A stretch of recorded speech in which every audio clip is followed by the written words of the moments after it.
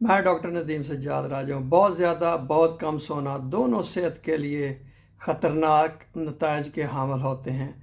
लाखों अफराद इस सूरत हाल के साथ ज़िंदगी गुजार रहे हैं।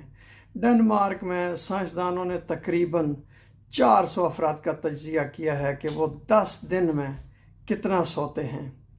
इन तमाम शुरा में हाल ही में 2 किस्म के ज़ियाबीतस की तशख़ीस हुई है, टाइप 2 डायबिटीज़, और उनकी ये हालत औसतन 3.5 बरसों में हुई है।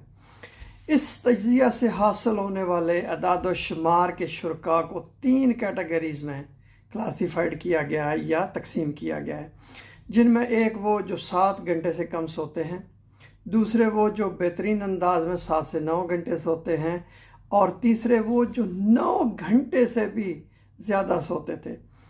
माइक्रोवेस्कुलर नुकसानात के शवाहिद मिले हैं इन ग्रुपों में, जो कि खून के छोटे शरियानों को नुकसान पहुंचाते हैं और बाद में ज़्यादा शदीद मसाइल का सबब बनते हैं, जबकि ज़ियाबीतस लाहक होने के इम्कानात भी बढ़ जाते हैं, जिसमें बिनाई खोना और गुर्दों के अफ़ाल में कमी शामिल हैं।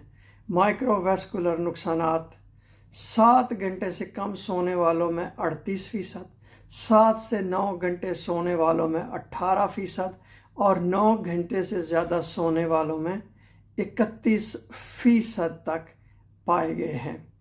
इस तहकीक का मकसद नींद की कमी या ज़्यादती के किस कदर नुकसानात होते हैं उनका अंदाज़ा लगाने के लिए ये तहकीक की गई है। तो इस तहकीक में ये साबित हुआ कि जो लोग बहुत कम सोते हैं या बहुत ज़्यादा सोते हैं, दोनों में सेहत के मसाइल हो सकते हैं। बहुत शुक्रिया ये वीडियो देखने का।